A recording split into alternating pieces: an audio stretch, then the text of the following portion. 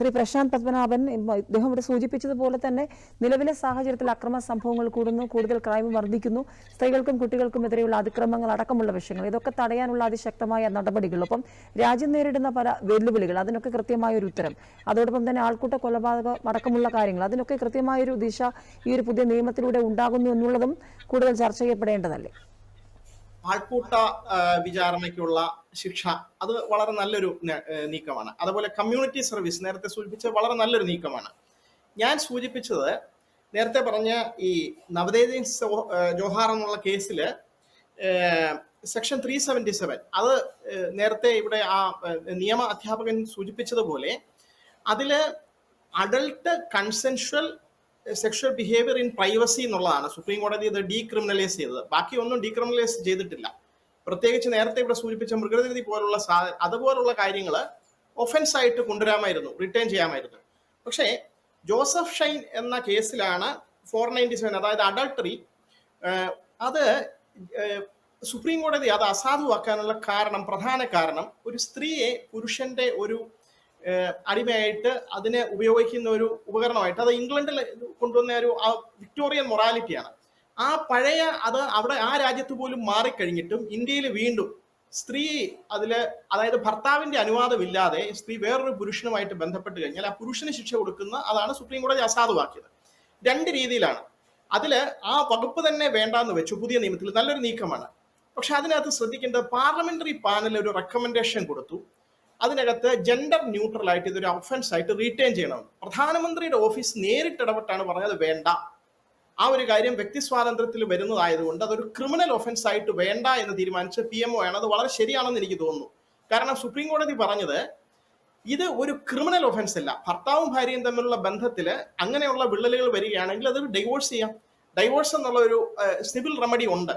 അത് പക്ഷേ സ്റ്റേറ്റ് ഇടപെടേണ്ട ഒരു കാര്യമാണോ എന്നുള്ള കാര്യമാണ് സുപ്രീം കോടതി പറഞ്ഞത്. അതിനകത്ത് സ്റ്റേറ്റിന് അവകാശമില്ല എന്ന് പറഞ്ഞു. ആ സുപ്രീം കോടതി വിധിയാണ് പൗരസ്വാതന്ത്ര്യത്തെ ഉയർത്തിപ്പിടിക്കുന്നതാണ്. അല്ലാതെ ഇത് ഒരു പുതിയ വാല്യൂ എന്നുള്ള രീതിയിലല്ല നോക്കിക്കാണേണ്ടത്. ഇത് പുരുഷനും സ്ത്രീയും ഒക്കെ തുല്യരാണെന്നും അവർക്ക് ബാക്കിയുള്ള മനുഷ്യർക്ക് ബുദ്ധിമുട്ടുണ്ടാകാത്ത രീതിയിൽ പ്രൈവസിയിൽ ഇടപെടുന്ന കാര്യങ്ങളിൽ സ്റ്റേറ്റ് എത്തി നോക്കണ്ട എന്നും മാത്രമേ പറയുന്നുള്ളൂ. അതിനെ പ്രോത്സാഹിപ്പിക്കുന്നില്ല, നിരുത്സാഹപ്പെടുത്തുന്നുമില്ല. അതുമായിട്ട് വേറെ മൃഗരതയ്ക്കൊന്നും അതുമായിട്ടൊരു കമ്പാരിസണും ഇല്ല. പിന്നെ അത് പ്രധാനമന്ത്രിയുടെ ഓഫീസ് തന്നെയാണ് പറഞ്ഞത് അത് വേണ്ട. സുപ്രീം കോടതി പറഞ്ഞത് നമ്മൾ ആക്സെപ്റ്റ് ചെയ്യുന്നു എന്ന് പറഞ്ഞു, അത് യോജിക്കുന്നു. പക്ഷേ ഇതുപോലെയാണ് നമ്മൾ ഓരോ ഒഫൻസ് നോക്കിക്കാണേണ്ടത്. ചില കാര്യങ്ങളിൽ പേഴ്സണലായിട്ട് പലർക്കും യോജിക്കാൻ കഴിയാത്ത ചില കാര്യങ്ങൾ അതൊരു ക്രിമിനൽ ഒഫൻസ് ആയിട്ട് റീറ്റെയിൻ ചെയ്യണം. അവിടെയാണ് ഒരു സ്ത്രീക്ക് എപ്പോഴും സ്വന്തം സമ്മതമില്ലാതെ ഭർത്താവ് താനുമായിട്ട് സെക്സിൽ ഏർപ്പെടുകയാണെങ്കിൽ അതൊരു ഒഫൻസ് ആയിട്ട് റീറ്റെയിൻ ചെയ്യണം. കാരണം ആ ഒരു കേസ് ഇപ്പോൾ ഹൈക്കോടതിയിലുണ്ട്, സുപ്രീം കോടതിയിൽ അത് എത്തും. സുപ്രീം കോടതിയിൽ അത് തീർപ്പാവുകയുള്ളൂ. ഞാൻ പറഞ്ഞത് പ്രോഗ്രസീവ് ആയിട്ടുള്ള ഒരു ആറ്റിറ്റ്യൂഡിൽ ഗവൺമെന്റിന് വേണമെങ്കിൽ അത് ചേർക്കാമായിരുന്നു. ഏതാണെങ്കിലും ഇപ്പോഴതൊരു പേഴ്സണൽ ലിബർട്ടിയുടെ ഇഷ്യൂ ആയിട്ട് വരുന്നുണ്ട്. കോടതികൾ അത് തീരുമാനമെടുക്കും.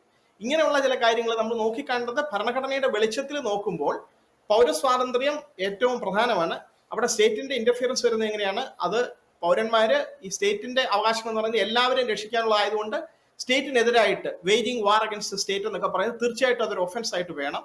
അതില് കുറ്റക്കാരെ ശിക്ഷിക്കുകയും വേണം. പക്ഷെ അതിനകത്ത് ഞാൻ സൂചിപ്പിച്ചത് അത് ക്രിമിനൽ നടപടി സംഹിത ശക്തമാക്കുന്നതോടൊപ്പം ആ തെളിവ് നിയമത്തിൽ ഉണ്ടാകുന്നതും അതുപോലെ നടപടി ക്രമങ്ങളിൽ ഉണ്ടാകുന്നതുമായിട്ടുള്ള ഓരോ ഘട്ടങ്ങളും വളരെ പ്രധാനമാണ്. അത് വളരെ കൃത്യമായിട്ട് സൂക്ഷ്മമായിട്ട് ഫോളോ ചെയ്ത് കഴിഞ്ഞാൽ ഈ പൗരസ്വാതന്ത്ര്യത്തെ ഉയർത്തിപ്പിടിച്ചുകൊണ്ട് ഈ നിയമങ്ങൾ കൃത്യമായിട്ട് ഈ കുറ്റം ചെയ്ത ആളെ തന്നെ പിടിക്കാൻ കഴിയും. അല്ലെങ്കിൽ ചിലപ്പോൾ ഈ സംശയത്തിന്റെ പേരിലൊക്കെ ആളുകളെ പിടിക്കുന്ന ഒരു അവസ്ഥയൊക്കെ വരും. അത് ഒഴിവാക്കാൻ വേണ്ടിയിട്ടാണ്. അത് കോടതികൾ പല വിധികളിൽ പറഞ്ഞിട്ടുണ്ട്. അതൊക്കെ ചിലപ്പോൾ ആപ്ലിക്കബിൾ അല്ലാതെ വരുന്ന ഒരു അവസ്ഥയിലേക്ക് ചിലപ്പോൾ ട്രയൽ കോടതിയിലോ ഹൈക്കോടതി, കാരണം പുതിയ നിയമം വന്നു മാറി എന്നൊക്കെ പറയാനുള്ള സാധ്യതയുണ്ട്.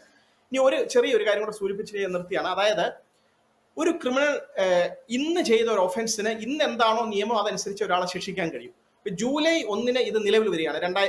ഈ വർഷം ജൂലൈ 1 മുതൽ പുതിയ നിയമം വന്നു കഴിഞ്ഞാൽ മാത്രം അത് കഴിഞ്ഞിട്ട് വരുന്ന കുറ്റകൃത്യങ്ങൾക്കാണ് ഈ പറയുന്ന പുതിയ BNS-നകത്തുള്ള ശിക്ഷാ നടപടികൾ ബാധകമാകുന്നത്. അപ്പോൾ എല്ലാ പോലീസ് സ്റ്റേഷനിലും തീർച്ചയായിട്ടും അതിനുള്ള എഡ്യൂക്കേഷൻ എല്ലാവർക്കും കൊടുക്കണം. സ്റ്റുഡൻസിന്റെ ഇടയിൽ വേണം, പോലീസ് സ്റ്റേഷനിൽ വേണം, അഭിഭാഷകർക്കും ജഡ്ജസിനും എല്ലാം അതിന്റെ എഡ്യൂക്കേഷന്റെ ആവശ്യമുണ്ട്. പക്ഷെ അവർ നോക്കേണ്ടത് ഈ ഡേറ്റ് കഴിഞ്ഞിട്ട് വന്ന ഒഫൻസ് ആണെങ്കിൽ പുതിയ നിയമം നോക്കുക, അതിന് മുമ്പുള്ളതാണെങ്കിൽ പഴയ നിയമം നോക്കുക. വളരെ സിമ്പിൾ ആണ്. പുതിയ നിയമത്തിലെ വകുപ്പുകൾ അത്ര സുപരിചിതമല്ലെങ്കിൽ അത് വളരെ പതുക്കെ ചെയ്ത് അത് പ്രായോഗിക തലത്തിലേക്ക് എത്തും.